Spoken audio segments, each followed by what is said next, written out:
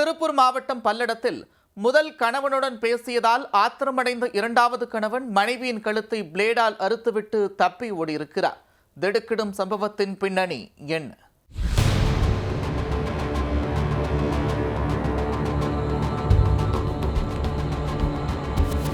திருப்பூர் மாவட்டம் பல்லடத்தைச் சேர்ந்தவர் ஹசீனா. இவருக்கு அபுதாகிர் என்பவருடன் திருமணமாகி 2 குழந்தைகள் பிறந்துள்ளது. 5 ஆண்டுகளுக்கு முன் இருவரும் பிரிந்துவிட்டதாக தெரிகிறது. இந்நிலையில் ஹசீனா குமார் என்பவரை 2ஆம் திருமணம் செய்து வாழ்ந்து வந்துள்ளார்.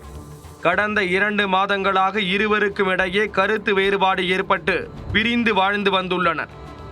இந்நிலையில் வெள்ளிக்கிழமை இரவு குமார் மதுபோதையில் ஹசீனா தங்கியிருந்த வீட்டிற்கு சென்று தகராறில் ஈடுபட்டுள்ளார்.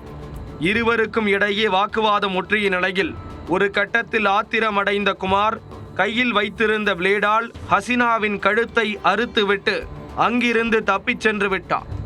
இரத்த வெள்ளத்தில் சரிந்த ஹசீனாவை அருகில் உள்ளவர்கள் மீட்டு பல்லடம் அரசு மருத்துவமனைக்கு அனுப்பி வைத்தனர்.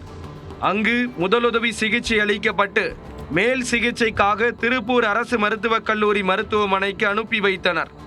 ஹசீனாவிடம் வாக்குமூலம் பெற்ற போலீசார் அவர் கொடுத்த புகாரின் பேரில் வழக்கு பதிவு செய்து குமாரை தீவிரமாக தேடி வந்தனர். மங்களம் சாலையில் வாகன சோதனையில் ஈடுபட்டிருந்த போலீசாரிடம் குமார் வசமாக சிக்கினார். குமாரிடம் விசாரித்த போது கொலை செய்தது ஏன் என்பது தெரிய வந்தது. ஹசீனா கடந்த 2 வாரங்களாக முதல் கணவனான அபுதாகிரிடம் தொடர்ந்து பேசி வந்துள்ளார். அதனை தன்னால் ஏற்றுக்கொள்ள முடியவில்லை என்பதால் தான் கொண்டு வந்த பிளேடால் ஹசீனாவின் கழுத்தை கிழித்ததாக வாக்குமூலம் அளித்துள்ளார். அவரை நீதிமன்றத்தில் ஆஜர்படுத்திய போலீசார் பின்னர் சிறையில் அடைத்தனர்.